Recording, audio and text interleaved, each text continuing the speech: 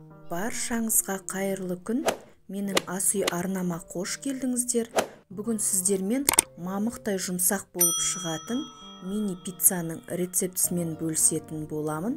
Видеоны өткізіп алмай, соңына дейін қарап, жасалу жолын тамашалаңыздар. Ең алдымен ыдысымызға алдын ала дайындап алған суымызды және де қалауыңызша қантымызды, сонымен қатар бір шай қасық ашытқымызды, дәміне қарай тұзымызды және де сұйық майымызды құйып, осылай венчигіміздің көмегімен біркелкі масса болғанша жақсылап араластырып аламыз. Келесі кезекте алдын ала електен өткізілген ұнымызды екі бөліп салып, осылай қолымыздың көмегімен қолымызға ешқандай жабыспайтындай жұп-жұмсақ қамыр илеп, ыдысымыздың бетін жауып, 1 сағат уақытқа қамырымыз көтерілгенше қалдырамыз. Ендігі кезекте начинкасына кірісеміз. Ол үшін бізге осындай шұжық қажет. Шұжығымызды осылай 4 бұрышты етіп, барлығын біркелкі турап аламыз. Сонымен қатар бізге тұздалған қияр қажет болады.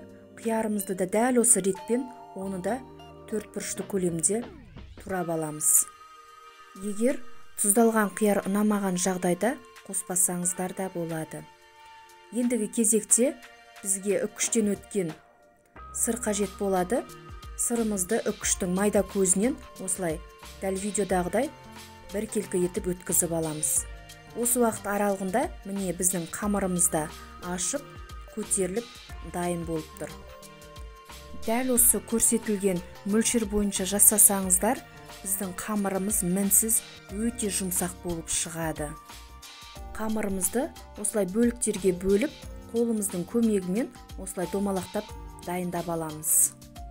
Қамырдың жақсы көтерілуі тікелей ашытқыға байланысты, сондықтан ашытқының мерзімі өтіп кетпеген және де сапалы түрін таңдаған жөн. Дайындап алған қамырымызды пергамент төселген формаға салып, бетін жауып, 10 немесе 15 минутқа қоямыз. 15 минут өткеннен кейін осылай қолымыздың көмегімен қамырларымызды жайып аламыз. Жайып алған қамырымызды шанышқының көмегімен осылай тесіп шығамыз. Ендігі кезекте бізге кетчуп қажет болады. Осылай өз қалауларыңызша кетчупты қамырымыздың бетіне бір тегіс етіп жағып шығамыз.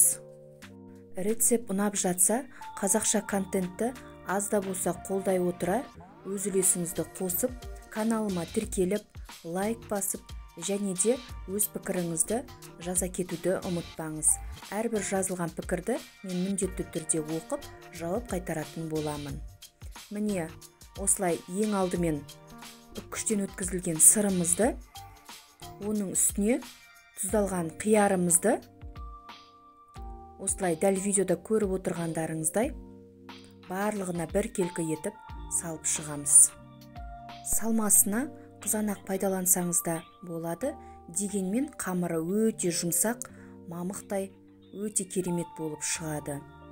Осылай кезекпен шұжығымызды да салып алғаннан кейін, оның бетін осылай сырымызбен жауып шығамыз. Осы ретте пешімізді алдын ала қыздырып дайындап аламыз.